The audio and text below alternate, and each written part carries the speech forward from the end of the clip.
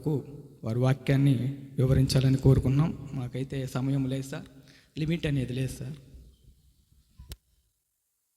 దానికి స్తోత్రాలు. Hallelujah. Praise the lord. ఓ ప్రభువా,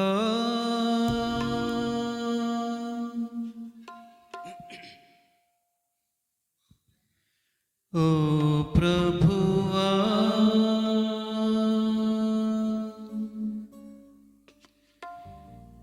ఓ ప్రభువా, ఓ ప్రభువా, ఓ ప్రభువా, ఓ ప్రభువా, నీవే నా మంచి కాపరివి, నీవే నా మంచి కాపరివి, నీవే నా మంచి కాపరివి, నీవే నా మంచి కాపరివి. ఓ ప్రభువా, ఓ ప్రభువా, నీవే నా మంచి కాపరివి, నీవే నా మంచి కాపరివి, నీవే నా మంచి కాపరివి, నీవే నా మంచి కాపరివి. ఓ ప్రభువా,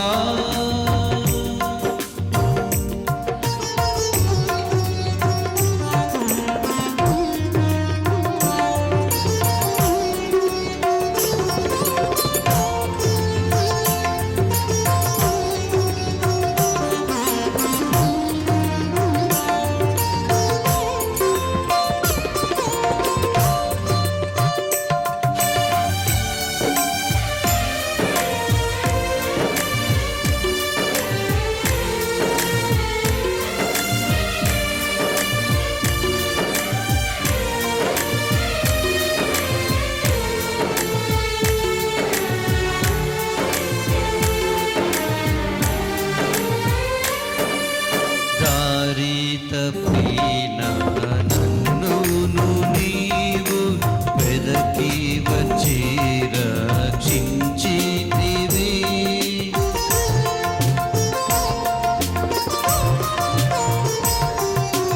దారి తప్పిన నన్నును నీవు వెదకి వచ్చి రక్షించితివి, నిత్య జీవము నిచ్చిన దేవా, నిత్య జీవము నిచ్చిన దేవా, నీవే నా మంచి కాపరివి, నీవే నా మంచి కాపరివి, నీవే నా మంచి కాపరివి, నీవే నా మంచి కాపరివి. ఓ ప్రభువా,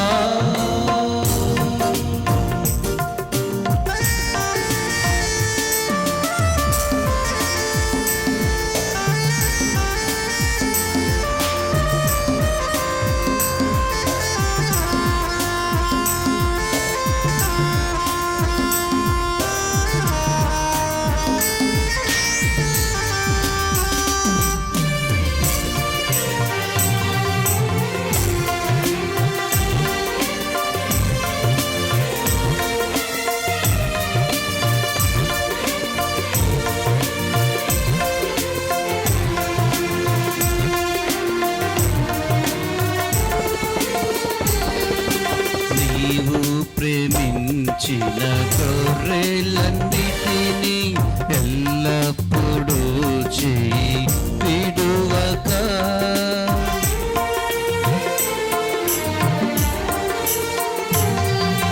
నీవు ప్రేమించిన గొర్రెలన్నిటినీ ఎల్లప్పుడూ చేయి విడువక, అంతము వరకు కాపాడు దేవా, అంత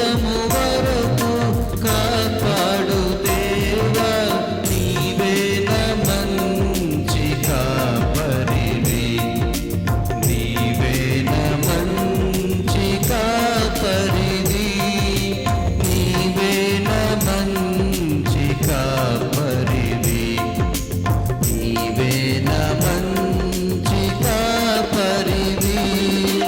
ఓ ప్రభువా,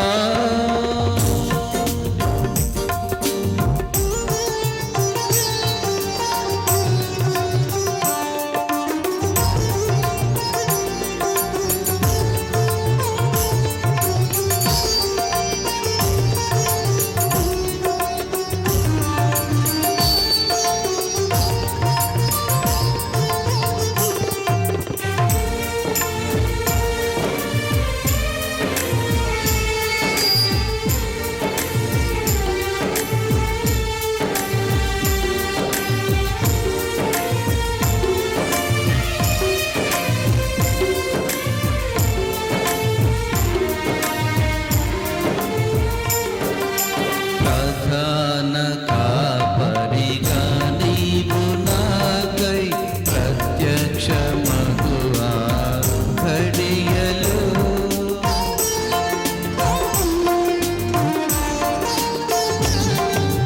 ప్రధాన కాపరిగా నీవు నాకై ప్రత్యక్షమగువా ఘడియలో. నన్ను నీవు మరువని దేవా, నన్ను నీవు మరువని దేవా, నీవే నా మంచి కాపరివి, నీవే నా మంచి కాపరివి, నీవే నా మంచి కాపరివి, నీవే నా మంచి కాపరివి. ఓ ప్రభువా, ఓ ప్రభువా, నీవే నా మంచి కాపరివి, నీవే నా మంచి కాపరివి, నీవే నా మంచి కాపరివి, నీవే నా మంచి కాపరివి. Praise the lord.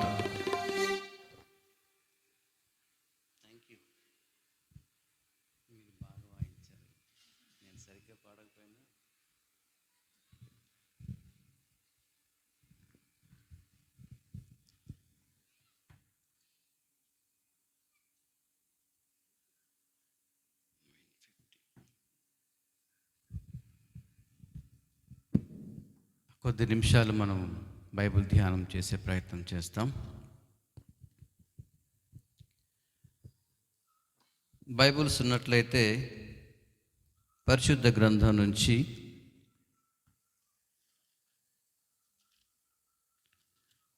యోహాను సువార్త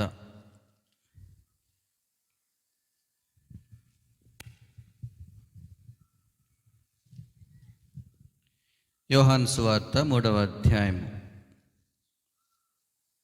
గాస్పెల్ జాన్ చాప్టర్ 3.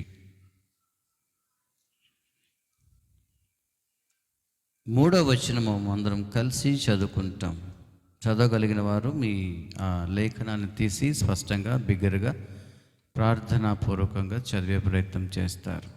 యోహాను సువార్త 3వ అధ్యాయము 3వ వచనము అందరము కలిసి చదువుకుంటాం.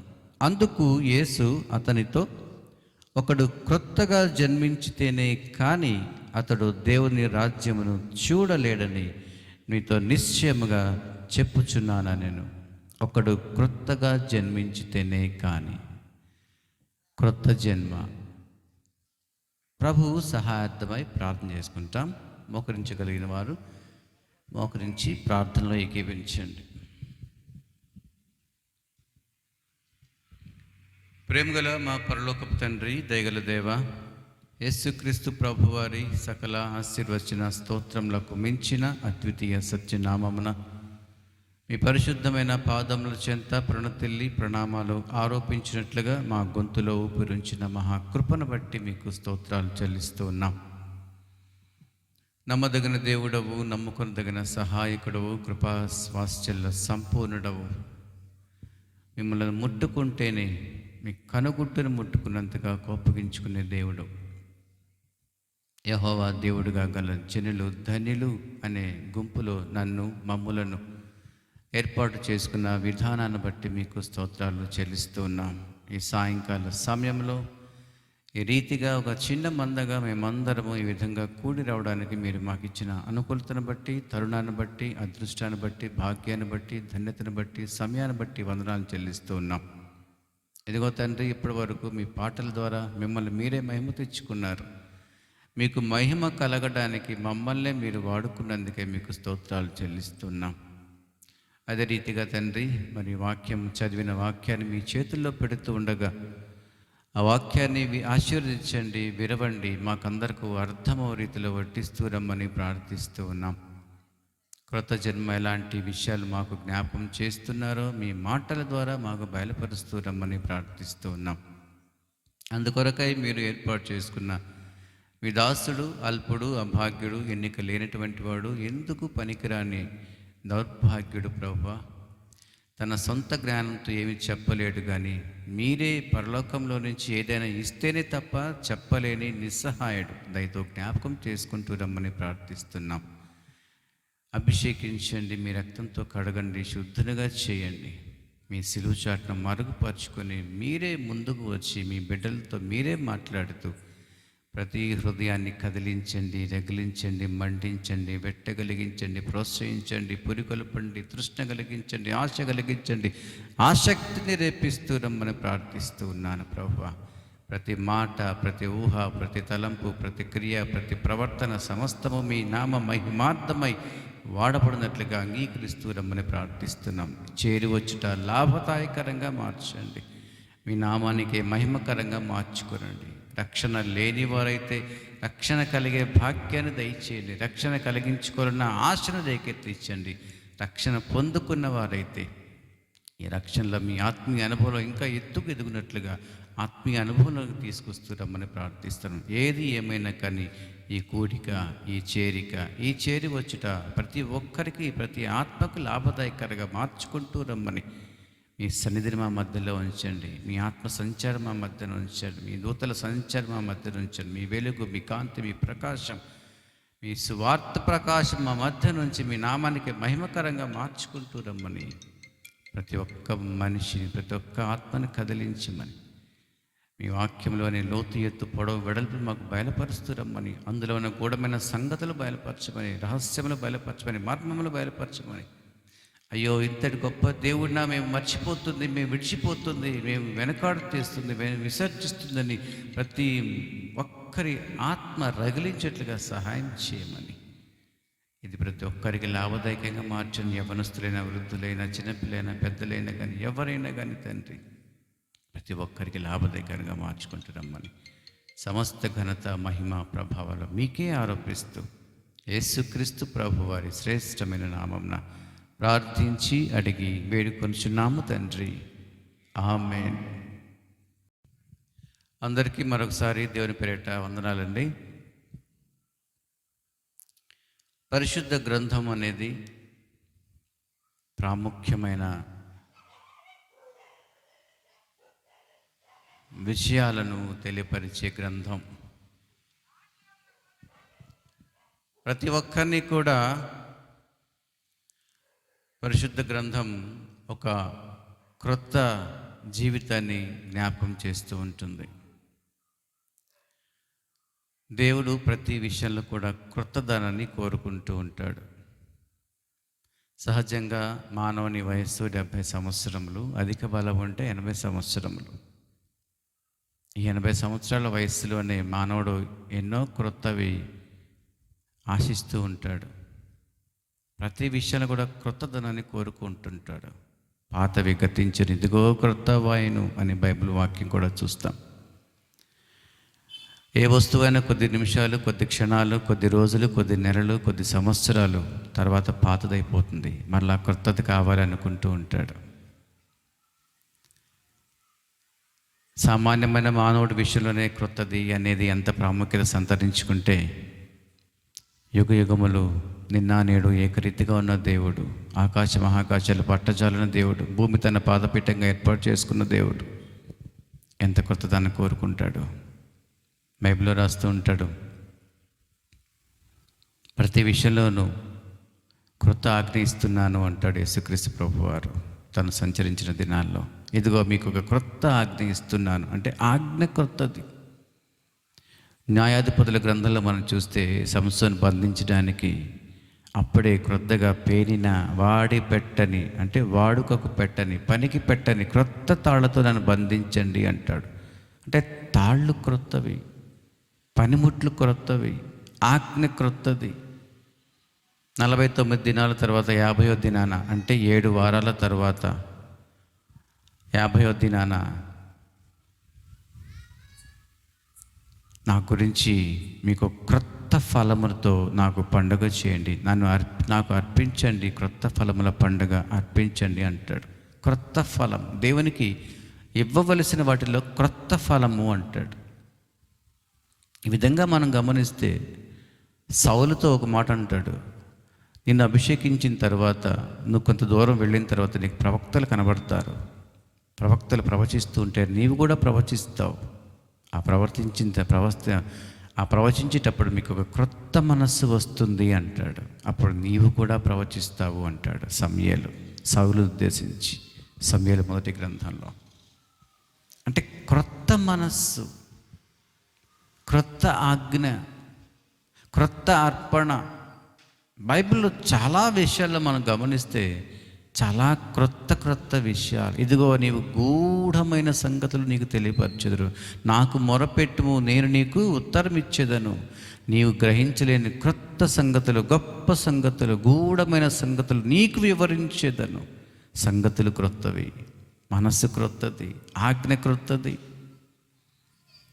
నిబంధన క్రొత్తది. ఇర్మియా గ్రంథంలో మనం చూస్తాం, ఇదిగో మీకు ఒక నూతన నిబంధన, క్రొత్త నిబంధన అనే మాట మనం చూస్తున్నాం. పాత నిబంధన, రెండవది క్రొత్త నిబంధన. ఈ విధంగా మనం బైబిల్ని గమనించినట్లయితే ప్రతి విషయంలో కూడా దేవుడు క్రొత్తదనాన్ని కోరుకుంటున్నాడు. గొర్రెల రక్తము, పొట్టెల రక్తము కాదట. ఏ రక్తము? పరిశుద్ధుని రక్తము, వాడబారని రక్తము. ఈ క్రొత్తదనాన్ని కోరుకుంటున్న దేవుణ్ణి ఇక్కడ ఒక మాట మనం చూస్తున్నాం. అందుకే అంటున్నాడు, నీవు క్రొత్తగా జన్మించితేనే కానీ. క్రొత్త జన్మ ఏమిటి? ఈ క్రొత్త జన్మ బైబిల్ని ఆధారం చేసుకొని ఏమిటి ఈ క్రొత్తది అనేది కొన్ని విషయాలు మనం సమయ హద్దుబాటును బట్టి, పరిశుద్ధాత్ముడు దేవుడి నడిపింపును బట్టి తెలుసుకునే ప్రయత్నం చేస్తాం. క్రొత్తది, క్రొత్త జన్మ ఏమిటి? క్రొత్త జన్మ ఎలా ఉండాలి? క్రొత్త జన్మ అంటే ఏమిటి అసలు అనే విషయంలో మనం చూస్తే పేతురు రాసిన ఆ మొదటి పత్రికలో 2వ అధ్యాయంలో మనం చూస్తే 3వ వచనంలో ఒక మాట ఉంటుంది. అక్కడ శిశువును పోలి వాక్యమనే పాల వలన అనే మాట మనం చూస్తాం. క్రొత్త జన్మ అనేది ఎలా ఉంటుంది అంటే ఒక లోకోక్తి ఒకటి ఉంటుంది, క్రొత్త బిచ్చగాడు పొద్దెరగడట. కొత్తగా బండి కొనుక్కుంటే బండిని ఒకటే తుడుస్తూ ఉంటాడు. మట్టి బండినివాడు, బురదలోకి వెళ్ళనివాడు, గతుకులు వచ్చినా కానీ పక్కకి వెళ్తూ ఉంటాడు. అంత ఇష్టంగా ఉంటుంది. అంటే క్రొత్తగా మనం ఏదైనా సంపాదించినప్పుడు, మన చేతికి వచ్చినప్పుడు క్రొత్త షర్ట్ వేసుకుంటే ఆ షర్ట్ వేసుకున్న తర్వాత దాన్ని మరక పడనివ్వకుండా జాగ్రత్తగా చూసుకుంటూ ఉంటాడు. క్రొత్తదనంలో అంత తీయదనం ఉంటుంది. అర్థమైందా మాట? క్రొత్తదనంలో అంత తీయదనం ఉంటుంది. ఈ క్రొత్త జన్మ అనేది అలాగుండాలంటాడు ప్రభు. ఎలా అంటే శిశువును పోలిన వారై వాక్యమనే పాల వలన, ఆ కిందకు వచ్చి అంటాడు ఆపేక్షించుడి అంటాడు, పాలను ఆపేక్షించుడి అంటాడు. శిశువును పోలి ఉండడం ఏమిటి? శిశువుని ఇక్కడ ఎలా చూపిస్తున్నాడంటే వాక్యంతో, పాలతో చూపిస్తూ, వాక్యాన్ని పాలతో చూపిస్తూ శిశువుని మధ్యలో పెడుతూ ఉన్నాడు. అర్థం ఏంటి అంటే, క్రొత్త జన్మ ఎలా ఉండాలంటే, అప్పుడే పుట్టిన శిశువు దేనికోసం వెంపర్లాడుతూ ఉంటాడండి? పాల కోసం వెంపర్లాడుతూ ఉంటాడు. నీవు నిజంగా క్రొత్తగా జన్మించిన వాడవైతే వాక్యం అనే పాల కోసం వెంపర్లాడుతూ ఉండాలి. హల్లెలూయా. ఎంతమందికి ఈ అనుభవం ఉంది? అన్నా, నేను 30 సంవత్సరాల నుంచి దేవుడిని నమ్ముకున్నానన్నా, ప్రార్థన చేస్తున్నాను, వాక్యం వింటున్నాను అని చాలామంది చెప్తూ ఉంటే నేను అనుకుంటా మనసులో, దేవుడు సీనియారిటీని చూడడు అనుకుంటా, సిన్సియారిటీని చూస్తాడు. 12 మంది శిష్యులు 3.5 సంవత్సరాలు యేసుక్రీస్తు ప్రభువారితోనే నడిచారు. ఆయన అద్భుతాలు చూశారు. ఆయనలాగా వీళ్ళు కూడా అద్భుతాలు చేశారు.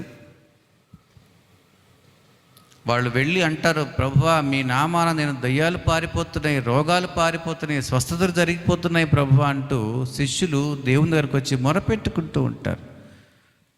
అన్ని అనుభవాలు కూడా చూశారు. నీళ్ళ మీద కూడా నడిచాడు పేతురు. కానీ ప్రభు వీళ్ళెవరిని వాడుకోలేదు. పౌలును వాడుకున్నాడు. రాబో తరానికి మాదిరిగా, తిమోతికి రాసి మాట అంటాడు, రాబో తరానికి మాదిరిగా నిన్ను ఎంచుకున్నాడంట. పౌలుని ఎంచుకున్నాడు, పేతురుని ఎంచుకోలేదు. ఆ 12 మంది శిష్యులను ఎంచుకోలేదు. అంటే పౌలుని ఎంచుకున్నాడు. పేతురు ద్వారా పత్రికలు రాయించలేదు. మిగతా శిష్యుల ద్వారా పత్రికలు రాయించలేదు. కానీ పౌలు ద్వారా 14 పత్రికలు రాయిస్తూ వచ్చినాడు. ఒకానొక సందర్భంలో పేతురు ఒక మాట అంటాడు, తన పత్రికలో ఒక మాట అంటాడు, పౌలు రాసిన విషయాలు ఎవరికి అర్థం కావు అంటాడు. అంటే పేతురుకు కూడా అర్థం కాలేదట అనుకుంటున్నాను. అంటే అంత గూఢమైన సంగతులు రాస్తూ వచ్చాడు. మనలాంటి మానవులకు ఏం అర్థమవుతాయి అవి? పేతురికే అర్థం కాలేదంటున్నాడు. నాకే అర్థం కావడం కాదు, అసలు ఆయన రాసిన విషయాలు చాలా గూఢమైనవి అంటాడు. ఎందుకు పేతుర్ని వాడుకోలేదు? ఎందుకు సీమోనుని వాడుకోలేదు? ఎందుకు ఇస్కరియోతు యోధాను వాడుకోలేదు? పౌలుని వాడుకున్నాడు. Because of sincerity. 17వ అధ్యాయం మత్తయి సువార్తలో, ప్రభువా మేమెందుకు ఆ వ్యాధిగ్రస్తుని బాగు చేయలేకపోయాము అంటారు. చాంద్ర రోగం కలిగిన వ్యక్తి దగ్గరికి వచ్చినప్పుడు బాగు చేయలేకపోతారు శిష్యులు ఎవరు కూడా. ప్రభు దగ్గరకు వచ్చి ఆ రోగి గల తండ్రి ఆ కుమారుడిని తీసుకుని వచ్చి, ప్రభువా నేను నా కుమారుడై మీ శిష్యుల దగ్గర తీసుకుని వచ్చాను, మీ శిష్యులు బాగు చేయలేకపోయారు, నీ వలన అయితే, ఈ మాట జ్ఞాపకం పెట్టు, నీ వలన అయితే బాగు చేయి అంటాడు. ఎంత విషయం అండి! సృష్టికర్తని అంటున్నాడు ఒక సామాన్యమైన మానవుడు, నీ వలన అయితే చెయ్యి అంటే ఎంత అపనమ్మకం పుట్టించారు శిష్యులు కదండి. అంటే ఈ వాక్యాన్ని మనం లోతుగా ఆలోచిస్తే ఈ విధంగా అర్థమవుతుంది. Sincerity, because of sincerity. దేవునితో నడుస్తున్నారు కానీ వాళ్ళు దేవుడు లేకుండా నడుస్తున్నారు. ఒకసారి చెప్పేట్టు జ్ఞాపకం ఉందని మీకు. లూకాసు వార్తలో యేసుక్రీస్తు ప్రభువారు పండగకు వెళ్తూ తల్లిదండ్రులతో పండగకు వెళ్ళాడట. పండగకు వెళ్ళి పండగంతా అయిపోయిన తర్వాత మళ్ళీ తిరుగు ప్రయాణం ఇంటికి వెళ్తున్నప్పుడు తల్లిదండ్రులు అనుకున్నారట, యేసయ్య మాతోనే ఉన్నాడులే అనుకుని బయలుదేరి వెళ్ళిపోయారట. తీరా కొంత దూరం వెళ్ళి చూస్తే యేసయ్య కనబట్టలేదు తల్లిదండ్రులకి. మరి అనుకుంది, అబ్బాయి ఏడి అనుకున్నారంట. ఇంకెక్కడున్నాడు మరి? వీళ్ళు నెలవైన వాళ్ళ ఇంట్లో కూడా వెతికారట, ఎక్కడ కనపడలేదు యేసుప్రభు వారు. ఎక్కడున్నాడండి? మందిరంలో ఉన్నాడు. యేసయ్య మాతో వస్తున్నాడులే అనుకొని చాలామంది విశ్వాసులు వెళ్ళిపోతున్నారు అలాగే. కానీ యేసయ్య మిమ్మల్ని విడిచి చాలా కాలం అయిందనిపిస్తుంది. Because of sincerity. క్రొత్త జన్మ అనుభవం లేదు ఎవరికి కూడా. నీవు నిజంగా క్రొత్తగా జన్మించినట్లయితే వాక్యం అనే పాల కోసం ఆపేక్షిస్తూ ఉంటావు. దేవుడు ఎక్కడున్నాడు, వాక్యం ఎక్కడుంది, మందిరం ఎక్కడ ఉంది, ప్రార్థన ఎక్కడుంది, కూడిక ఎక్కడ ఉంది, పరుగులు పరుగులు పెడుతూ ఉంటావు. క్రొత్తగా జన్మించిన ఆ అనుభవం అలా ఉంటుంది. ఈ అనుభవంలో నీవు ఉన్నావా? వాక్యం అనే పాల కోసం ఆపేక్షిస్తున్నావా? వాక్యం అంటే యేసుక్రీస్తు ప్రభువారి ఆ మాటే, యేసుక్రీస్తు ప్రభువారి ఆజ్ఞే. ఆజ్ఞలు ఏమంటాడు? నిన్ను వలె నీ పొరుగువారిని ప్రేమించు అంటాడు. ఈ విషయంలో నువ్వు ఆపేక్షిస్తున్నావా దేవుని వాక్యాన్ని? పాల వలె, శిశువును పోలి నిన్ను వలె నీ పొరుగువారిని ప్రేమించును అనే మాట నీ జీవితంలో ఒక్కసారైనా చేయగలిగావా?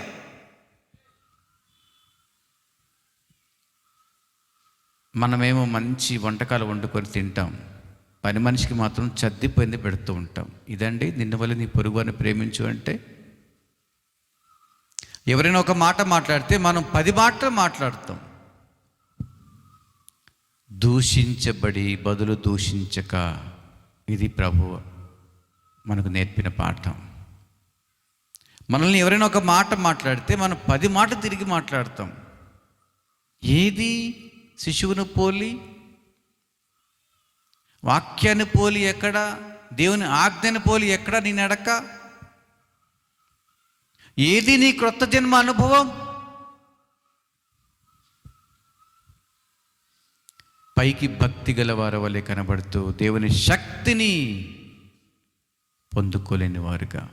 యెషయా ఒక మాట రాస్తూ అంటాడు, వారు పెదవులతో నన్ను ఆరాధించుదురు గాని వారి హృదయము నాకు దూరముగా ఉన్నది.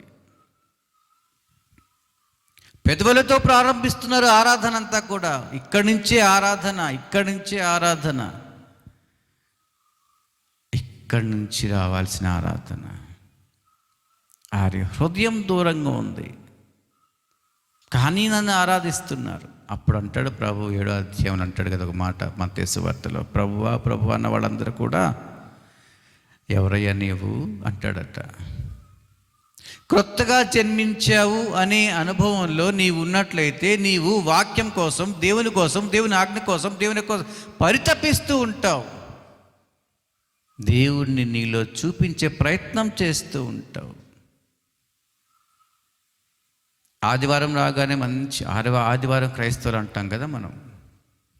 సండే మాత్రం బైబిల్ దుమ్ము దులుపుకొని వస్తాం. బైబిల్ చక్కగా నీట్గా తయారై వచ్చేస్తాం. తెల్లని బట్టలు వేసుకొని వచ్చేస్తాం. లోపలంతా నల్లని వాతావరణం. దేవుని దగ్గరికి వచ్చావు అంటే నీవు క్రొత్తగా జన్మించావు అనే అర్థం ఏంటంటే 12వ అధ్యాయంలో యోహాను సువార్తలో ఒక చక్కని ఉదాహరణ మనకు కనబడుతూ ఉంటుంది. ఒక స్త్రీ ఉంటుంది అక్కడ రాయబడ్డ మాట ఏంటంటే పాపాత్మురాలైన స్త్రీ అనే మాట ఉంటుంది. దేవుని దగ్గరికి రాగానే తాను ఎంత అపవిత్రమైనదో తనకు అర్థమైంది. ఆ దేవుని పాదాల దగ్గర చూస్తే ఆ పవిత్రత దగ్గర, అమ్మో నేనేంటి ఇంత అపవిత్రంగా ఉన్నాను, అక్కడేంటి అంత పరిశుద్ధంగా ఉన్నాడు, నేనేంటి ఇంత అపరిశుద్ధంగా ఉన్నాను, అక్కడేంటి అంత వెలుగుతో ఉన్నాడు, నేనేంటి ఇంత చీకట్లో ఉన్నాను, అక్కడేమో అంత అమర్చత కనబడుతుంది, నేనేంటి ఇంత మరణంలో ఉన్నాను. మనసు కదిలిపోయింది ఆ పాపాత్మురాలైన స్త్రీకి. వెంటనే తాను చేసిన పని ఏంటంటే వెనక నుంచి రాగానే చూడలేకపోతూ తాను సమర్పించుకొని ఒక క్రియ చేస్తూ వచ్చింది. వెంటనే తన కన్నీళ్లతో పాదాలు తుడిచింది. This is the first priority of the resurrection. ఇది నూతనంగా నీవు జన్మించావు అనడానికి నిదర్శనం.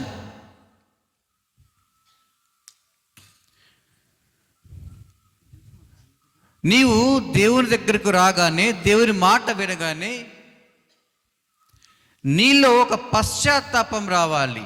నీ పాపం ఏంటో నీకు అర్థం కావాలి, నీ శాపం ఏంటో నీకు అర్థం కావాలి, నీ స్థితి ఏంటో నీకు అర్థం కావాలి. ఒక పాపాత్మురాలైన స్త్రీకి అర్థమైంది. కన్నీళ్లతో తన పాదాలు తుడిచిందట. యేసయ్య పాదాలు తుడవాలంటే ఎన్ని నీళ్లు కావాలండి? 2-3 మగ్గుల నీళ్లు కావాలి. అలా అనుకున్నట్లయితే అన్ని నీళ్లు ఎలా కార్చగలిగింది అంటే, ఎంత పశ్చాత్తాపడితే అన్ని నీళ్ళు వస్తాయి. ఎంత పశ్చాత్తాపంలో ఉంటే తాను ఎంత పాపం చేసిందో అర్థమైంది కాబట్టి అంత పశ్చాత్తాపం వచ్చింది. ఆ పశ్చాత్తాపం బట్టి అంత కన్నీళ్ళు వచ్చినాయి. ఇది క్రొత్తగా జన్మించిన అనుభవం. మనస్సు మారకుండానే, మనిషి మారకుండానే బట్టలు మార్చేసుకొని, బైబిల్ మార్చేసుకొని వచ్చేస్తూ ఉంటాం. ఏమిటండి ఇది? వేషధారణ. నూతన జన్మ అనుభవంలో ఒక స్త్రీకి అర్థమైంది, ఇది నూతన జన్మ అని, క్రొత్త జన్మ ఇది అని. కన్నీళ్లతో పాదాలు తుడిచిందమే కాకుండా ముద్దు పెట్టుకుంది, ప్రేమను కలుగజేస్తూ ఉంది. ప్రభు ఆ మాట అంటాడు, అక్కడ ఒక మాట రాయబడుతూ వస్తుంది, ఆ సువాసన ఆ ఇల్లంతా వ్యాపించెను అని ఉంటుంది. తన ప్రేమను కన్నులారా చూపిస్తూ ఉంది, ప్రత్యక్షంగా చూపిస్తూ ఉంది. నేను దేవుని బిడ్డను అన్నట్టుగా చూపిస్తుంది. నేను పశ్చాత్తాపడుతున్నాను, నేను మారు మనసు పొందుతున్నాను అని ప్రత్యక్షంగా చూపిస్తూ ఉంది. ఎవ్వరు ఏమనుకున్నా కానీ నేను మాత్రం ఆయన పాదాల దగ్గర పట్టుకుంటాను, ముద్దు పెట్టుకుంటాను. This is the love against the God. నీవు దేవుణ్ణి ప్రేమిస్తున్నాను అనడానికి ఏం ముద్దు పెడుతున్నావు నువ్వు? చెలికాడ, నీవు చేయవలసి వచ్చింది చెయ్యము. అదేం ముద్దండి? కపటపు ముద్దు. ప్రతి ఒక్క విశ్వాసి కూడా ఇదే స్థితిలో ఉన్నాడు.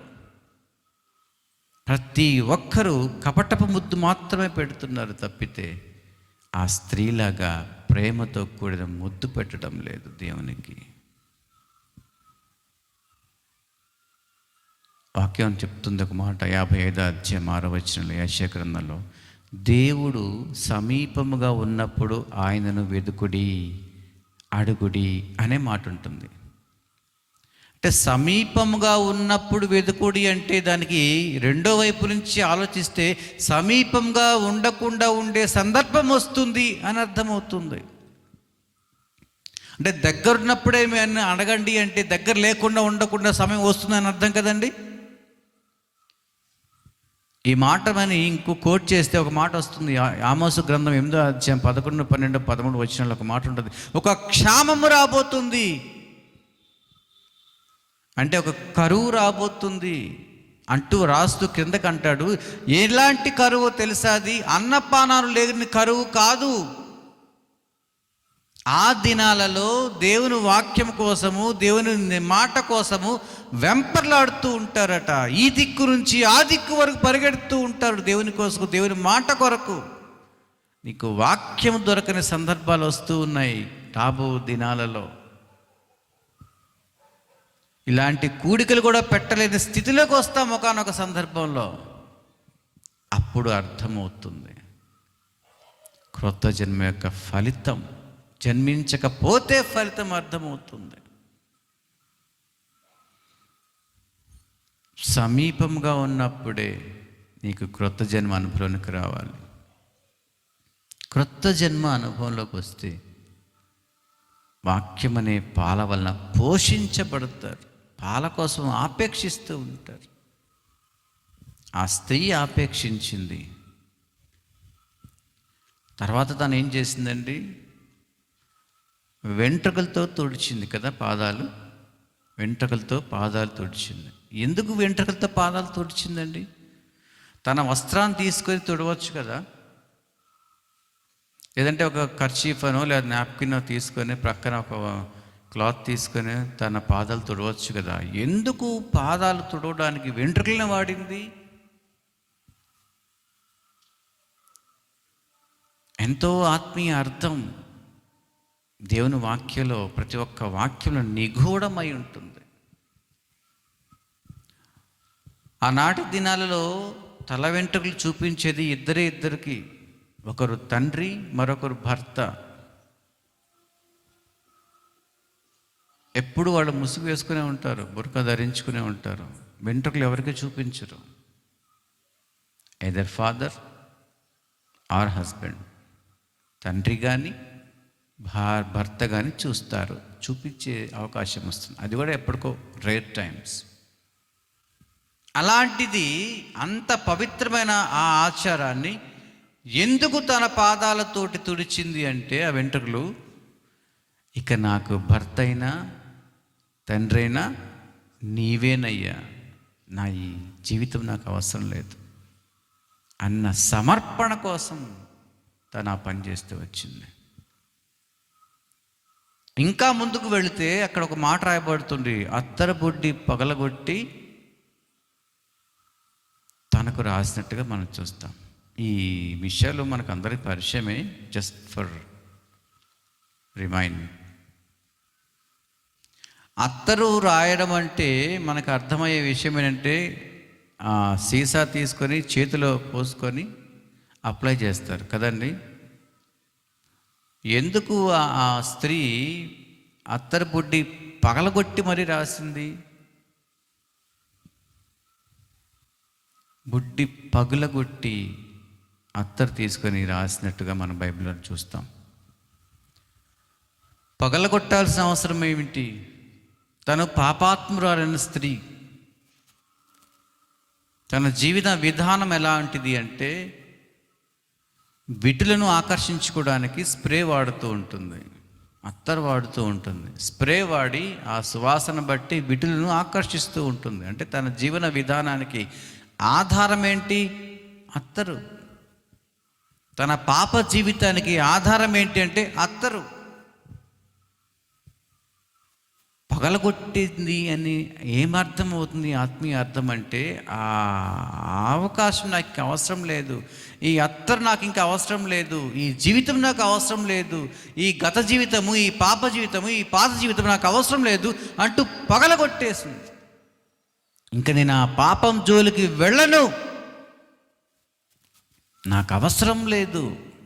వన్స్ నేను దేవుని దగ్గరికి వచ్చాను, దేవుని పాదాల దగ్గరకు వచ్చాను, ఆ వెలుగు చూశాను, ఆ పవిత్ర చూశాను, ఆ పరిశుద్ధ చూశాను, ఆ అమర్చత చూశాను, ఆ అక్షత చూశాను, గ్రహించాను, నీకు నా పాత జీవితం అవసరం లేదు అంటూ పగలగొట్టడం మనం చూస్తాం. ఇది నూతన జన్మ అనుభవం. ఎంతమందికి ఈ అనుభవం ఉంది? 30 ఏళ్ళు సర్వీస్ అన్నా నాది, 40 ఏళ్ళ సర్వీస్ అన్న నాది, 50 ఏళ్ళ సర్వీస్ అన్నా నేను బాప్తీ తీసుకొని ఎప్పుడో చిన్నప్పుడు ఇచ్చారు నాకు అంటారు. లాభం ఏంటి? జీవితం మారకుండా, బ్రతుకు మారకుండా, క్రొత్త జన్మ అనుభవం లేకుండా. అందుకే ప్రభు అంటున్నాడు, ఆర్ యు బోర్న్ అగైన్? నీవు క్రొత్తగా జన్మించావా? ఒకడు క్రొత్తగా జన్మించితేనే కానీ పరిశుద్ధాత్మ ప్రకారంగా చూస్తే పరలోకంలోనికి చేరలేడట. నీవు క్రొత్తగా జన్మించకుండా కావచ్చు 1000 ప్రసంగాలు చేయొచ్చు, 100 ప్రసంగాలు చేయొచ్చు, 100 సంస్థలు నడపచ్చు, కానీ బ్రతుకు మారిందా? This is the question today, for tonight, for all the people who they are listening. మీ జీవితంలో బ్రతుకు మారిందా? క్రొత్త జన్మ అనుభవం. ఒక పాపాత్ముడైన స్త్రీకి అర్థమైంది క్రొత్త జన్మ అంటే ఏంటి, ఇది అని చూపిస్తూ ఉంది. శిశువును పోలి తను అప్పుడే సమర్పించుకుంది, వాక్యం కోసం పరితపించింది, ప్రభు కోసం పరితపించింది, తన జీవితాన్ని సమర్పించింది, తన ప్రవర్తన దిద్దుకుంది. తనేంటో అర్థం చేసుకుంది. నాకు పాతం ఇంకా అక్కర్లేదని పగలగొట్టింది. What about you? నీ సమాధానం ఏంటి? ఇది నాన్న, క్రొత్తగా జన్మించావా? Are you born again? క్రొత్తగా జన్మించిన అనుభవంలో ఉన్నావా నీవు? పాపాత్మురాలైన స్త్రీ కన్నా గొప్పవాళ్ళు మన వాళ్ళు ఇక్కడ ఉన్నాం మనం. తను ఇంకా పాపాత్మురాలైన స్త్రీ బైబిల్లో రాయబడిన ప్రకారంగా. కానీ మనం అలాంటి స్థితిలో లేం కదా, ఉన్నతమైన స్థితిలో ఉన్నాం కదా. మనకెందుకు అర్థం కావటం లేదు? మనకెందుకు అర్థం కావటం లేదు? మనం ఎందుకు అర్థం చేసుకోలేకపోతున్నాం? క్రొత్త జన్మ అనుభవం శిశువును పోలి వాక్యమనే పాల వలన పోషించబడుతూ రావాల్సిన అవసరం ఎంతైనా ఉంది. ఇది మొదటిది. క్రొత్త జన్మ అనుభవంలో శిశువును పోలి ఉండాల్సిన అవసరం ఉంది. రెండోది మనం గమనించినట్లయితే పేతురు రాసిన మొదటి పత్రికలోనే 5వ అధ్యాయం ఎక్కువసేపు తీసుకు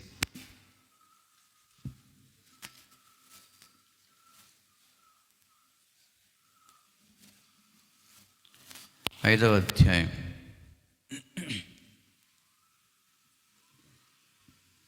ఏమా ఉంది, వస్తుంది.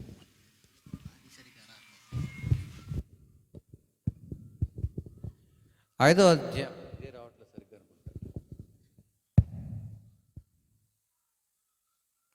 4వ వచనము మనం ఒక్కసారి గమనిస్తే, అంతకంటే ఒక్క నిమిషం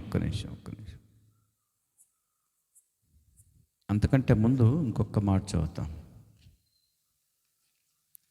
యోహాను తాను రాసిన మొదటి పత్రికలో 3వ అధ్యాయము ఒకసారి తీద్దాము, అందరం కలిసి చదువుతాం. 3వ అధ్యాయము 2వ వచనం అందరం కలిసి చదువుకుంటాం. ప్రియులారా, ఇప్పుడు మనము దేవుని పిల్లలమై ఉన్నాము. మనం ఇక ఏమవుదామో అది ఇంకా ప్రత్యక్షపరచబడలేదు. కానీ ఆయన ప్రత్యక్షమైనప్పుడు ఆయన ఉన్నట్లుగానే ఆయనను చూతుము కనుక ఆయనను పోలి ఉందుము. ఆయన పోలిక, ఇది రెండవ అనుభవం. నీవు నేను మనం అందరము కూడా క్రొత్తగా జన్మించాము అనడానికి నిదర్శనం ఏంటి అంటే, మొదటిది శిశువును పోలి మనం జీవించాల్సిన అవసరం ఉంది. రెండవది మనం గమనిస్తే ఆయన పోలికలోకి మార్చబడే అనుభవంలోనికి మనం రావాలి. నీలో ఆయన పోలిక కనబడాలి. అది క్రొత్త జన్మ అనుభవం అంటే. పౌలు అంటాడు కొరింథీయులకు రాస్తూ 11వ అధ్యాయం 1వ వచనంలో, నేను క్రీస్తును పోలి ఉన్న ప్రకారము మీరును నన్ను పోలి నడుచుకునుడి. ఈ మాట మాట్లాడగలగాలి మనం. కొరింథీయులకు రాస్తూ అదే మాట అంటాడు. రెండో కొరింథీయులకు రాసిన పత్రిక 3వ అధ్యాయం 3వ, మీరు పత్రిక అయి ఉన్నారు కదా అంటాడు. తిమోతిని గురించి రాస్తూ పౌలు ఒక మాట అంటాడు, ఇతడు నా వల్లే ప్రభు పని చేస్తున్నాడు అంటాడు. ఎపఫ్రదీతు గురించి రాస్తూ ఇతడు ప్రార్థనలో యోధుడు అంటాడు. ఎపఫ్రా గురించి రాస్తూ కూడా అంటాడు ఇదే మాట, ఇతడు నమ్మకమైన దాసుడు అంటాడు. ఆయనను పోలి నడుచుకునే విధానంలో నీలో ఆయన పోలిక కనబడుతుందా?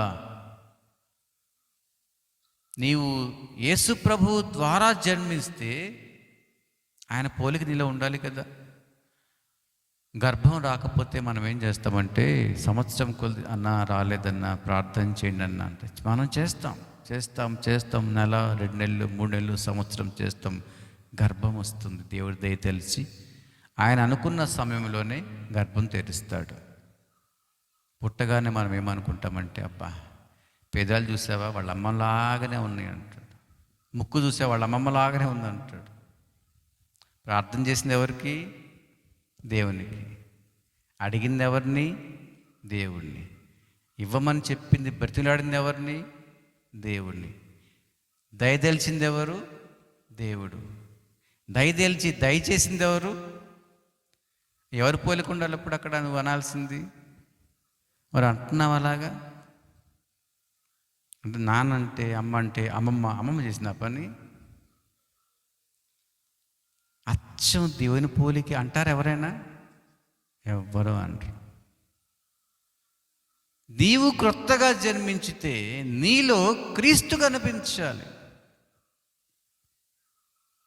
క్రీస్తు పోలిక నీలో కనిపించాలి. అక్కడ అంటున్నాడు యోహాను తన పత్రికలు రాస్తూ అంటాడు, ఆయనను పోలి ఉందము అంటున్నాడు. ఏంటి ఆయన పోలిక? 4వ అధ్యాయం రాస్తూ ఉంటాడు యోహాను తన పత్రికలో, ప్రేమ స్వరూపి అంటాడు. మొదట ఆయన ప్రేమించాడు కాబట్టి మనం ప్రేమిస్తున్నామట ఆయనను. ఇది ఆయన పోలిక. నీవు కొట్టినా, నీవు దూషించినా, విసర్జించినా, పెడచెవిని పెట్టినా, తన మాటలు పట్టించుకోకపోయినా నీకు మేలు చేయడం మానడు, నిన్ను వెంటాడడం మానడు, నిన్ను బాగు చేయడం ప్రయత్నం మానడు. ఎన్నిసార్లు విసర్జించుకున్నా. ప్రార్థనకు వస్తారు చాలామంది, కోడిని పెట్టుకుని బయటకు వెళ్తారు, కోడి పందాల కోసం వెళ్తారు. మళ్ళీ ప్రార్థన అయిపోగానే కోడి పందాల కోసం వెళ్ళిపోతుంటారు. ప్రార్థన అయిపోగానే మళ్ళీ ఆ దుకాణం దగ్గర పోయి లైన్లో నిలబడతా ఉంటారు. ఏ దుకాణం? ప్రసాద్ దుకాణం, అదే ప్రభుత్వ సారాయి దుకాణం అంటారు కదా, అక్కడ లైన్లో నిలబడతారు చాలామంది. ఏది ఆయన పోలిక? కొడితే కొట్టించుకున్నాడు, మంచి మాట మాట్లాడని ఎడల నన్ను ఎలా కొట్టుచున్నారయ్యా అన్నాడు. వెంట్రుకలు పెరికిపోయి వారికి బుగ్గలను అప్పగించాడు, కొట్టు వారికి వీపును అప్పగించినాడు. ఒక్క మాట మాట్లాడలేదు.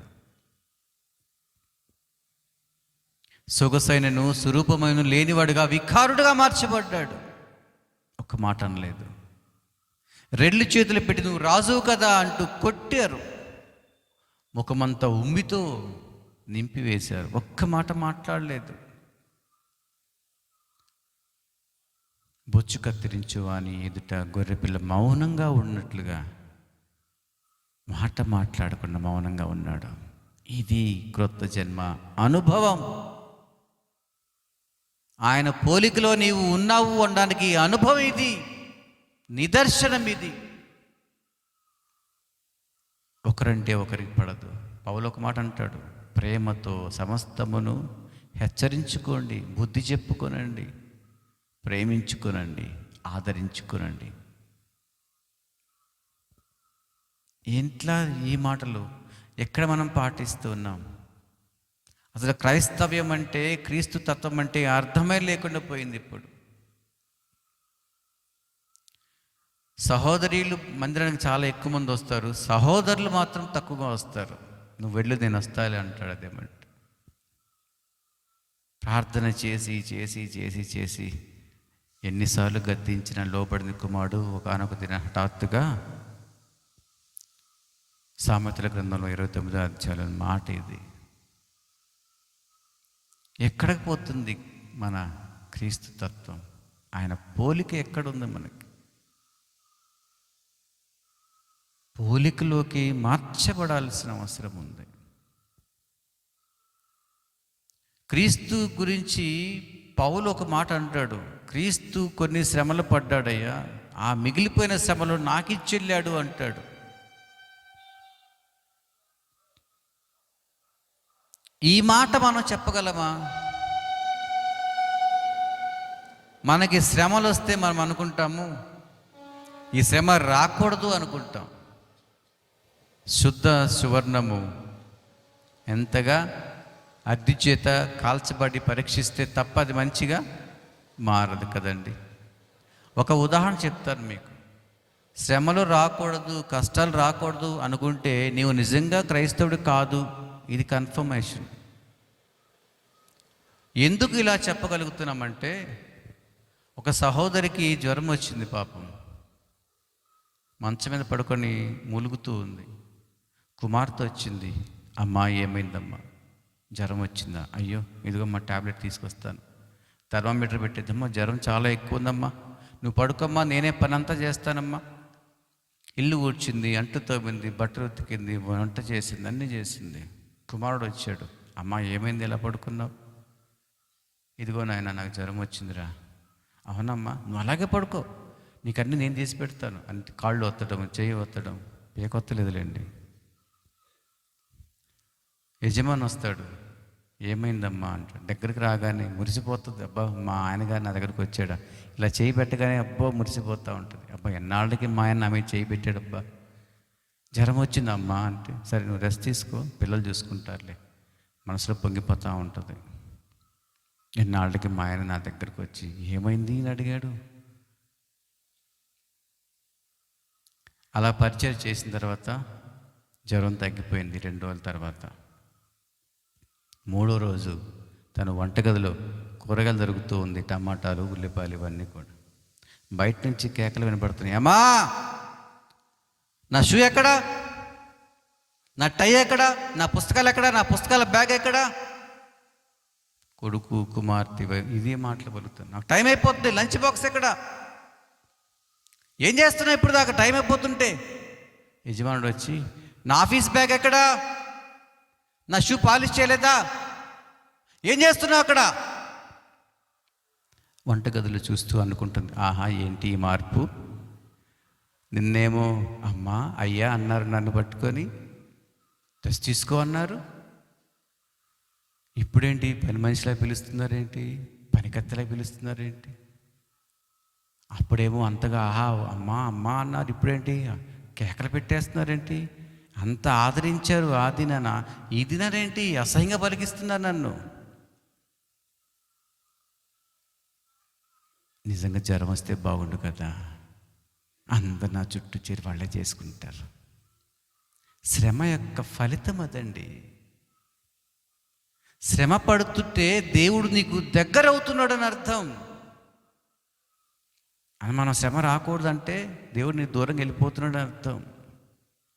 కష్టం వస్తే దాన్ని భరించే శక్తిని ఇవ్వాలి. అందుకే పౌలు ఒక మాట అంటాడు, 3 సార్లు ప్రార్థన చేస్తాడు, నాకు నాలో ఉన్న లోపాన్ని తీసేయి, లోపాన్ని తీసేయి అనేసి.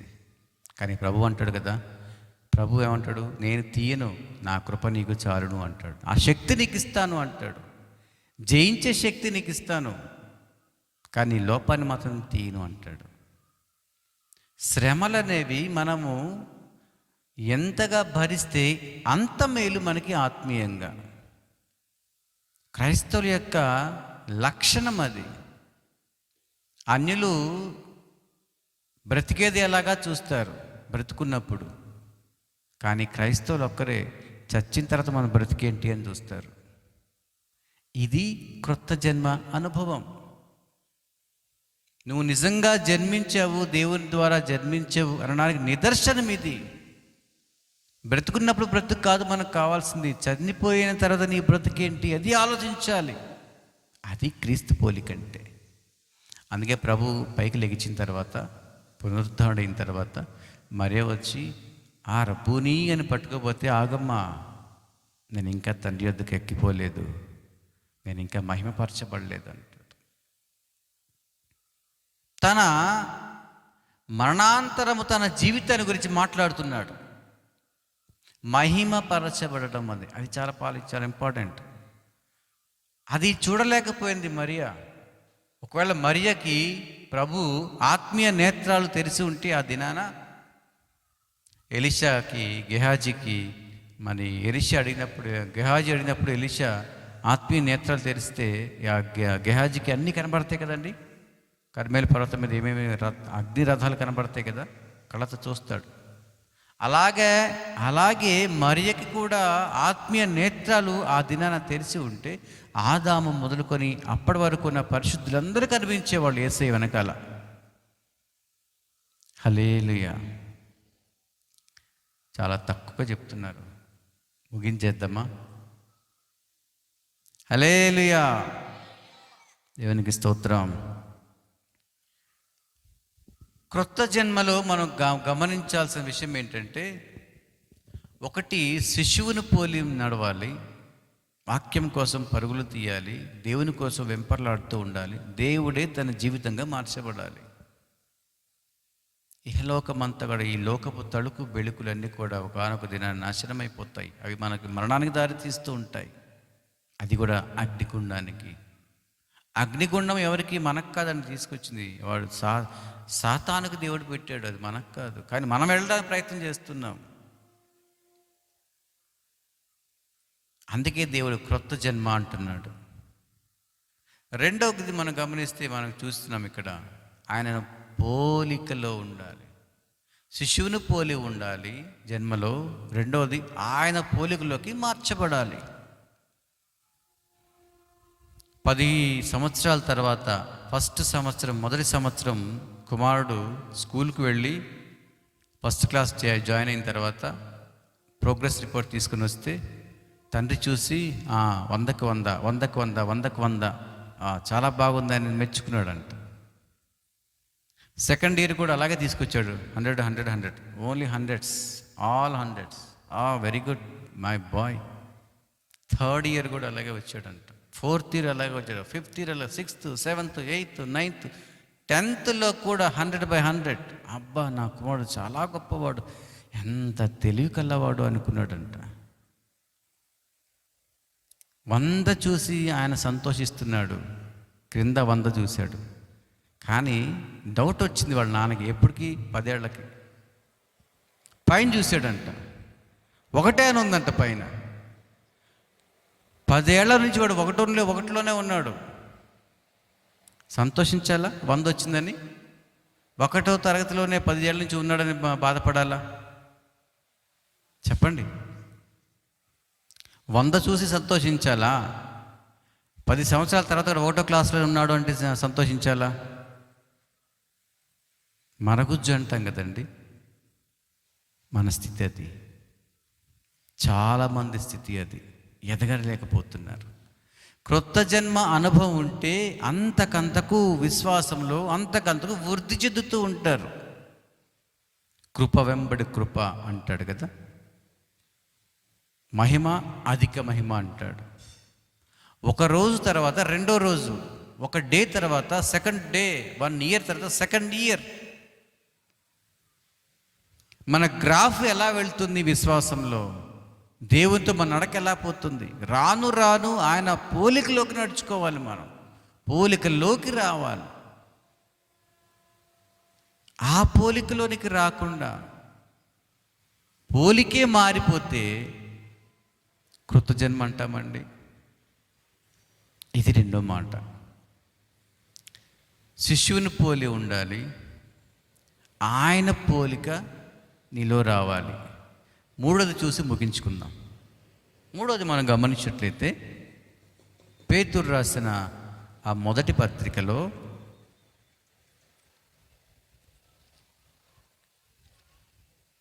5వ అధ్యాయము 3వ వచనం, 4వ వచనం చదువుదాం అందరం కలిసి. ప్రధాన కాపరి ప్రత్యక్షమైనప్పుడు మీరు వాడబారని మహిమా కిరీటము పొందుదురు. ప్రత్యక్షమైనప్పుడు వాడబారని ఏంటంటే అది మహిమకి. ఇందాక ఒక సిస్టర్ గారు పాట కూడా పాడారు కిరీటం గురించి. ఈ మాట గురించి కూడా పాడారు. ఇక్కడ మనకు ప్రధాన కాపరి ప్రత్యక్షమైనప్పుడు అనే మాట జ్ఞాపకం పెట్టుకోవాలి. అంటే ఎవరికి ప్రత్యక్షం అవుతాడు అంటే, ఎవరైతే ఆయనను పొందుకున్నారో వారికి ప్రత్యక్షం అవుతాడు. ఒక విషయం మీకు చెప్తాను. యేసుక్రీస్తు ప్రభువారు పునరుద్ధానుడై లెగిచిన తర్వాత కొంతమందికి కనిపించాడు కదా, అందరికీ కనిపించలేదు. చాలామంది ప్రశ్నిస్తూ ఉంటారు, ఆయన దేవుడైతే అందరికీ కనిపిస్తే అందరూ మారిపోయేవాడు కదా, అందరూ నమ్మేవాళ్ళు కదా అంటారు. పిచ్చి ప్రశ్న. దేవుడు నీకు నాకు మనకు అందరికీ ఆ దినాన్ని కనబడి ఉంటే మనకి మోక్షం వచ్చేసేది ఎప్పుడో కదా. దేవుడు కనబడితే మోక్షమే కదండి, పరలోకమే కదండి. అందరికీ కనబడితే అందరూ పరలోకం వచ్చేస్తారు కదా. అందులో ఆయన బలియాగాని ద్వారా వచ్చేది ఎవరు ఉండరు. ఇంకా ఆయనను విశ్వసించి ఆయనను నమ్మి, ఇదైనా ప్రాసెస్ కదా, ఈ విధంగా రావాలి. అన్యులు కూడా ఆయన చూసేస్తే దేవుడిని చూసేస్తే ఇంక మోక్షం వచ్చినట్లే కదా. అందుకే అంటాడు, ఎవరు కూడా ఆయనని చూడలేదు, చూసి బ్రతకలేడు అంటారు. ప్రభువే అంటాడు మోషేతోటి, నన్ను చూసి ఎవరు బ్రతకలేరు అంటాడు. బ్రతికాడు అంటే నిత్య జీవనం ఉన్నాడు అని అర్థం. నిజంగా దేవుడు కనబడితే నాకు మోక్షమే, నాకు పరలోకమే, ఇంకా కన్ఫర్మేషన్ అనమాట. అందుకే దేవుడు కనపడ్డాడు నాకు. అలాగే ఆ రోజు అందరికీ కనబడి ఉంటే అందరూ మోక్షానికి వచ్చేసేవారు, పరలోకానికి వచ్చేసేవాళ్ళు. ఈ నమ్మకం లేకుండా, విశ్వాసం లేకుండా, విశ్వాసపు ఆ అడుగు ఎత్తు పొడవు లేకుండా, ఒడిదుడుకులు లేకుండా, ఎత్తు పొలాలు లేకుండా డైరెక్ట్గా వెళ్ళిపోతారు. అది కాదు దేవుని యొక్క ప్రణాళిక. ఆయన నమ్మాలి, విశ్వసించాలి, రక్త ప్రోక్షణ జరిగిన తర్వాత రక్తం కింద కడుక్కోవాలి, తన పాపంలో తాను ఎంతగా ఉన్నాడో తెలుసుకోవాలి, పాపరహితంగా బ్రతకాలి. అలా బ్రతికిన తర్వాతే పరలోకానికి మార్గం ఏర్పడుతుంది. ఇది ప్రాసెస్. ఈ ప్రాసెస్ అంతా లేకుండా డైరెక్ట్గా వన్ సిట్టింగ్ లాగా, డిగ్రీ 1 సిట్టింగ్ అంటాం కదండి, బైపాస్ అన్నమాట. అది కాదు కదా దేవుడు అనుకుంది. ఆయనను పొందుకున్న వాళ్ళు మాత్రమే, వారికి మాత్రమే ప్రత్యక్షమవుతాడు. ఇది 3వ మాటగా మనం చూస్తాం.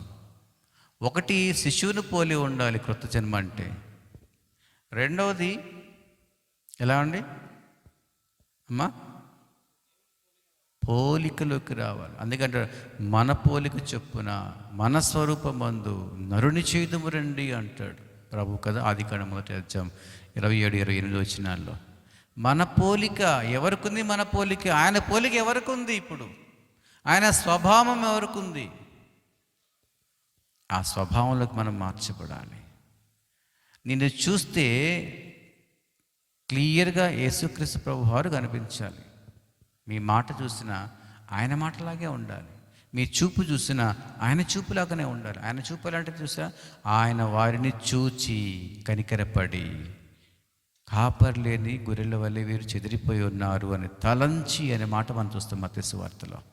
అంటే మనం చూస్తే మన ఆదరణ కలిగేటట్టుగా ఉండాలి, ఆదరించేటట్లుగా ఉండాలి. అది ఆయన పోలిక, అది ఆయన తత్వం, అది ఆయన లక్షణం. ఆ పోలికలోకి మనము మార్చబడాలి. 3వది మనం చూస్తే ఆయనను పొందుకోవాలి. యోహాను సువార్త మనం చూస్తాం 15వ అధ్యాయంలో, ఎవడు నా, అంతకంటే ముందు మనం చూస్తాము యెషయా గ్రంథంలో, ఎవడు నా యందు నిలిచి ఉండును అంటాడు. ద్రాక్షవల్లి గురించి కూడా మాట్లాడుతూ అంటాడు కదండి, తీగలు మీరు అన్నప్పుడు నా యందు నిలిచి ఉండి అంటాడు. ఆయనను పొందుకునే అనుభవం ఖచ్చితంగా మనం చెప్పగలుగుతామా? ఈ దినాన దేవుడు నాతో మాట్లాడాడు ఉదయం నుంచి అని. ఉదయం నాతో మాట్లాడాడు, మధ్యాహ్నం మాట్లాడాడు, సాయంత్రం మాట్లాడాడు, ఇప్పుడు కూడా మాట్లాడుతున్నాడు. నిజంగా నీతో దేవుడు మాట్లాడుతూ ఉంటే నీలో ఉన్న పరిశుద్ధాత్ముడు, ఆత్మ ఎగిరి గొంతేస్తూ ఉంటాడు. మరియ రాగానే ఎలిజబెత్లో ఉన్నటువంటి, గర్భంలో ఉన్నటువంటి ఆ శిశువు ఎగిరి గంతులు వేస్తుందట. చెవిగలవాడు ఆత్మ చెప్పు సంగతులు. నీలో దేవుని ఆత్మ ఎగిరిపడుతూ రావాలి, ఉత్సహిస్తూ రావాలి, గంతులేస్తూ ఉండాలి. అబ్బా, కొన్ని మంచి మాటలు దేవుడు నాతో మాట్లాడుతున్నాడే. అలా అనిపించిన తర్వాత మరి పాపం అంటే అసహ్యం రావాలి. ఒక మాట మాట్లాడుతుంటే మనం ఆచితూచి మాట్లాడే శక్తి మనకు వస్తుంది. ఈ మాట మాట్లాడకూడదు, ఈ పని చెయ్యకూడదు అని మనం హెచ్చరిక వస్తుంది. ఆ మాట మానేస్తాం, ఆ పని చేయడం మానేస్తాం. ఇది క్రొత్త జన్మలోని పొందుకున్న అనుభవం, ఆయనను పొందుకున్న అనుభవం. మనలో అన్నీ ఉంచేసుకొని పైకి మాత్రం చక్కగా ఉండి ఏమీ లాభం లేదు. పొందుకునే అనుభవం మనకు ఉండదు. దేవుడిని మనం ఆహ్వానించినప్పుడు, ఎవరినైనా మనం ఆహ్వానించినప్పుడు, ఇంటికి ఆహ్వానించినప్పుడు, ఇంటికి వచ్చిన ఆ అతిథి ఇంటికి తలుపు తీయగానే లోపల నుంచి సిగరెట్ పొగ గుప్పును కొడుతుంది అనుకోండి, తలుపు తీయగానే అక్కడ 4 బాటిల్స్ తాగుతూ కూర్చొని సిగరెట్ పొగ అంతా ఇల్లంతా నిండిపోతే లోపలికి వచ్చిన అతిథి కూర్చుంటాడు కొంతసేపు, కానీ కూర్చోలేకపోతూ ఉంటాడు. వీళ్ళంటారు, అన్నా కొంతసేపు కూర్చుండి అన్న, అంతా సర్దేస్తానంటే మనసులో మాత్రం అనుకుంటాడు, అన్న నేను మళ్ళీ వస్తానన్న, కొంచెం పని ఉంది అని బయటికి వెళ్ళిపోతాడు అతిథి. ఒక మనిషే ఇలా వెళ్ళిపోతే దేవుడు నీలో ఉంటాడా? నీలో అన్నీ పెట్టుకొని కోపం మారలేదు, కోపం ఉంది, అసహ్యం ఉంది, హెచ్చింపు గుణం ఉంది, ఎన్నో దుర్లక్షణాలు దుర్వ్యసనాలు ఉన్నాయి లోపల. అన్నీ మారకుండా దేవుడిని ఆహ్వానించాలనుకుంటే ఎలా వస్తాడైనా? ద్వేషము, పగ, శత్రుత్వం, వీరు మా వాళ్ళు కాదు, వీళ్ళు వాళ్ళు అని పరితాపాలు, వ్యత్యాసాలు, భేదాలు. ఇది క్రైస్తవం కాదు కదా, ఆయన పోలిక కాదు, ఆయన పొందుకున్న తత్వం కూడా కాదు కదా. మిమ్ముని బట్టియే కదా యెహోవా నామము అన్యజనుల ముందు దూషించబడుతుంది అంటాడు పౌలు రోమీయులకు రాస్తూ. నిజమైన క్రైస్తవం అంటే ఇలా ఉండాలి. నువ్వు నిజంగా జన్మించావంటే ఈ విధమైన మార్పు నీలో రావాలి. శిష్యులు పోలిగా ఉండాలి, ఆయన పోలిక రావాలి, ఆయనను పొందుకోవాలి. ఇలాంటి లక్షణాలు మనలో ఉంటే అప్పుడు మనం చెప్పగలుగుతాము, వి బోర్న్ అగైన్, మనము తిరిగి జన్మించాము.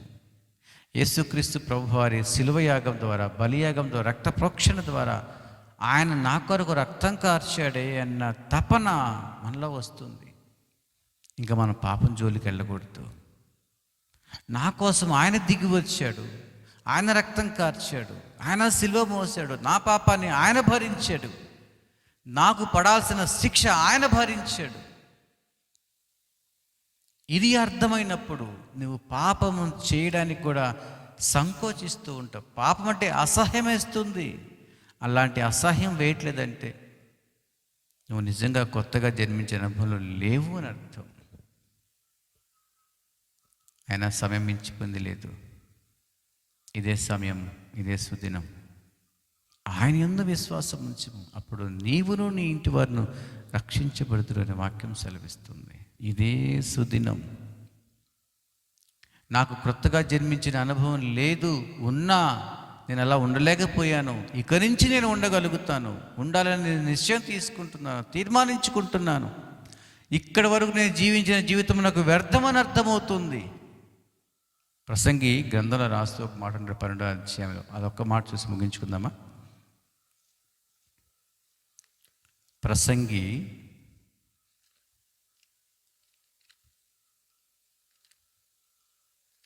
12వ అధ్యాయంలో 3వ వచనం నుంచి మనం చదువుకుంటాం. ఆ దినమున ఇంటి కావలి వారు వణుకుదురు, బలిష్ఠులు వంగుదురు, విసరువారు కొద్దిమంది అగుట చేత పని చాలించుకుందురు, కిటికీలలో గుండా చూచువారు కానలేకయుందురు, తిరుగుటి రాళ్ల ధ్వని తగ్గిపోను, వీధి తలుపులు మూయబడును, పిట్ట యొక్క కోతకు ఒకడు లేచును. ఇంకా 6వ వచనం చూస్తే, వెండి తాడు విడిపోను, బంగారు గిన్నె పగిలిపోను, ధార యొద్ద కుండ పగిలిపోను, బావి యొద్ద చక్రము పడిపోను, మన్ను అయినది వెనుకటి వల్లే మరలా భూమికి చేరు. ఈ మాట ఏమర్థమైందండి? క్రొత్తగా జన్మించిన అనుభవంలో లేకపోతే విషయం చెప్తున్నాడు ఇక్కడ. చాలామందికి రక్షణలోనికి రండి అని ఆహ్వానిస్తే ఇవాళ కాదులే రేపు అంటారు, రేపు కాదులే ఎల్లుండి అంటారు, సంవత్సరం అంటారు, వెనక దాటి వేస్తూ ఉంటారు. ఎందుకంటే లోకంలో ఉన్న అనుభవించాలి కదా ఈ తలుకు బెళుకులు అన్నీ కూడా. ఎప్పుడుకో అన్నీ అయిపోయిన తర్వాత అప్పుడు అంటారు, అయ్యా నేను ఇప్పుడు బాప్తిజం తీసుకుంటాను, రక్షణలోకి వస్తానంటారు. చూడండి, క్రొత్త జన్మ అనుభవం లేకపోతే ఎలా ఉంటుందో చూద్దాం. ఆ దినమున ఇంటి కావలి వారు వణుకుదురు. ఇంటికి కావాలి వాళ్ళు ఎవరండి? వాళ్ళకి వణకాల్సిన అవసరం ఏంటి? ఆ దినాన కావలి వాళ్ళు వణుకుదురు అంటే ఆత్మీయంగా మనం చూస్తే కాళ్ళు వణుకుతాయట, బలం ఉండదు ఆ కాళ్ళలో. బలిష్ఠులు వంగుదురు. బలిష్ఠులు అంటే ఇక్కడ వెన్నెపూస, వెన్నెముకల గురించి మాట్లాడుతున్నాడు. వెన్నెముక వంగిపోతుంది. విసరువారు కొద్దిమంది ఒకటి చేత పని చాలించుకుందరు. విసరువారు అంటే పళ్ళు ఊడిపోతాయి చాలా వరకు. ఏం మాట్లాడలేరు, నిలబడలేరు, నడవలేరు. ఇంకోటి చూడండి, కిటికీలో గుండా చూచువారు కానలేక ఉందరు. వీళ్ళు కళ్ళు పనిచేయవు, ఒళ్ళు పనిచేయదు, కాళ్ళు పనిచేయవు, పళ్ళు పనిచేయవు, ఏమీ పనిచేయవు ఆ దినాన. నీకు కానీ క్రొత్త జన్మ అనుభవం లేకపోతే, దేవుని యొక్క వాక్యం యొక్క ఆసక్తి లేకపోతే, దేవుని పోలిక నీలో లేకపోతే, శిశువుని పోలి లేకపోతే, ఆయన నీ యందు లేకపోతే, ఆయన పొందుకునే అనుభవం లేకపోతే, కాళ్ళు పనిచేయవు, కళ్ళు పనిచేయవు, పళ్ళు పనిచేయవు, ఒళ్ళు పనిచేయదు, వెన్నెముక పనిచేయదు. ఇంకా మనకి చూస్తే ఇక్కడ అంటున్నాడు, వెండిత్రాడు విడిపోవును, బంగారు గిన్నె పగిలిపోవును, ధార యొద్ద కుండ పగిలిపోవును, బావి యొద్ద చక్రము పడిపోవును. వెండిత్రాడు అంటే వెన్నెపూస విడిపోతుంది. బంగారు గిన్నె పగిలిపోతుందంటే, బంగారు గిన్నె అంటే పుర్రె, మెదడు పగిలిపోతుంది అంటే కొంత సమయానికి. ధార యొద్ద కుండ కుండ అంటే శరీరం కాస్త మట్టిలో కలిసిపోతుంది. చక్రం, బావి వద్ద చక్రం పడిపోతుంది అంటే నీ జీవిత చక్రం ముగించబడుతుంది. నీలో క్రొత్త జన్మ అనుభవం లేకపోతే, నిజంగా జన్మించిన అనుభవం లేకపోతే, ఈ సమయానికి, దేవుడు పిలిచే సమయానికి నువ్వు దేనికి పనికి రాకుండా పోతావు. మన్నైనది వెనుకటి వలె మన్నైపోతుంది. నువ్వు అనుకుంటున్నావు నా దగ్గర బ్యాంక్ బ్యాలెన్స్ చాలా ఉంది, నేను చాలా అందగాడిని, చాలా అందగత్తెని అనుకుంటావు. నా దగ్గర చాలా సంపద ఉంది అనుకుంటున్నావు, నాకు మంచి ఆరోగ్యం ఉంది, ఇప్పటిదాకా జ్వరం కూడా రాలేదు అనుకుంటున్నావు. దేవుడు పిలిచే టయానికి, ఆ సమయానికి నీ సంపద పనికిరాదు, నీ అందం పనికిరాదు, నీ ప్రవర్తన ఏదీ పనికిరాదు, నీ కళ్ళు పనికిరావు, ఎందుకంటే చూపు మంచిది కాదు కాబట్టి. నీ పళ్ళు పనికిరావు, ఎందుకంటే నువ్వు దేవుని మాట్లాడలేదు, దేవుని మాట ఎప్పుడు చెప్పలేదు కాబట్టి. నీ ఒళ్ళు పనిచేయదు, ఎందుకంటే నీ శరీరం దేవుని కోసం వాడలేదు కాబట్టి. నీ కాళ్ళు పనిచేయవు, దేనికి పరిచయం చేయలేదు కాబట్టి. నీలో ఉన్న దేవుడు ఇచ్చిన ఏది కూడా పనిచేయదు దేవుని కొరకు. ఇంక ఏం మాట్లాడతాడు నీ గురించి దేవుడు? అమ్మా, నా కుమారుడా, నా కుమారి, నా కొరకు ఏం చేసావమ్మా? నా కొరకు క్రొత్తగా జన్మించిన అనుభవం ఉన్నావా? శిష్యుని పోలి ఉన్నావా? పోనీ నా పోలికలకు మార్చబడ్డావా? రాను నన్ను పొందుకున్నావా? ఏమీ లేకుండా ఇప్పుడు వచ్చి ప్రభువా అంటే నేనేం చేయాలమ్మా నిన్ను? అందుకే ఇదే మంచి సుదినం అనుకొని, ఇదే మంచి సమయం అనుకొని మరలా జన్మించే అనుభవంలోనికి మనం అందరము వచ్చే ప్రయత్నం చేస్తాం. అట్టి అనుభవం మనకు అందరికీ వచ్చునుగాక. దేవుడి వాక్య భాగాన్ని దీవించునుగాక. అందరికీ వందనాలండి. మహాగణుడు అయిన మా తండ్రి, పరిశుద్ధుడు అయిన మా యేసయ్య, మీ ఘనమైన నామమును బట్టి మీకు వందనాలు చెల్లిస్తున్నాము రాజా. దేవానైనా మీ దైవదాసులను దేవానైనా మీరు నింపి నీ ఆత్మ చేత వారి హృదయంలో మీరు ఉంచినటువంటి భారాన్ని ఈ రాత్రి కాలములో ఈ స్థలములో నాయన వెల్లడి చేయడానికి మీరు ఇచ్చినటువంటి ఈ ప్రశస్తమైన సమయం బట్టి మీకు కృతజ్ఞతా వందనాలు చెల్లిస్తున్నాం. దేవ, మీ వాక్యులు రాయబడింది. దేవ, సువార్తను ప్రకటన చేయండి, అనేక మంది నా శిష్యులుగా చేయండి. ఎవడు యోగ్యుడో అక్కడ మీరు ప్రవేశించండి. లేని ఎడల మీ పాదములు దుమ్ము ఆ ప్రాంతములు తొలిపిరండి. అది విమర్శ దినముందు ఒక దినము అది ప్రజల గురించి తీర్పులోకి వస్తున్నారు. దేవాన ఈ రాత్రి కాలంలో దేవ, మీ దాసులు ప్రేమ్ కుమార్ గారు ఈ స్థలములో విత్తబడినటువంటి పరిచర్య ఫలాభివృద్ధి చెందుటకు సహాయం చేయండి. అనేక మంది హృదయాల్లో మార్పును గురించినటువంటి ఆలోచన కలిగి ఉండడానికి సహాయం చేయండి. దేవ, ఇంకొన్ని మంచి ఆరోగ్యము మీ కుమారులకు మీరు దయచేయండి. దేవ, వారి ఉద్యోగంలో మీరు తోడై ఉండండి. మీ ఆత్మచేత ప్రభు మీరు నింపి వాడుకోమని ప్రార్థన చేస్తున్నాను. సామెతల భక్తుడు చెప్తున్నాడు, తన పని యందు నిపుణత కలిగిన వాడిని వెరిగితివా, వాడు సామాన్యుల ఎదుట కాదు కానీ రాజుల ఎదుట వాడు నిలబడిని చెప్పినట్లుగా దేవా సార్ని మీ హస్తాలకు అప్పగిస్తున్నా. నీ గొప్ప పనిముట్టుగా దేవానైన అత్యున్నతమైన స్థానములో ప్రభు నీ కుమారుని నిలబెట్టండి. దేవానికి వందనాలు చెల్లిస్తున్నాము స్వామి. దేవతనతో ఉన్నటువంటి స్టాఫ్ని అంతని మీరు దీవించండి. దేవచ్చిన వారందరినీ కూడా ఆశీర్వదించమని యేసుక్రీస్తు ప్రశస్త నామమును బట్టి అడిగి వేడుకొని ప్రార్థన చేయుచున్నాముగా పరమ తండ్రి, ఆమేన్. మన పరమ తండ్రి అయిన దేవుని దీవెన, ఆయన కుమారుడైన యేసుక్రీస్తు వారి కృప, పరిశుద్ధాత్మ అందలి అన్యోన్య సహవాసం చెరువచ్చిన మనకును, ప్రత్యేకించి ఆత్మీయ గాస్పల్ టీముకును, ఈ దినమందు వాక్య పరిచర్య చేసినటువంటి మరి దేవుని దాసులకును, వారి కుటుంబానికి, వారి బృందానికి దేవుని ప్రేమ సమాధానము ఇది మొదలుకొని సదాతోడి నడిపించునుగాక. ఆమేన్. ఆమేన్. Thank you.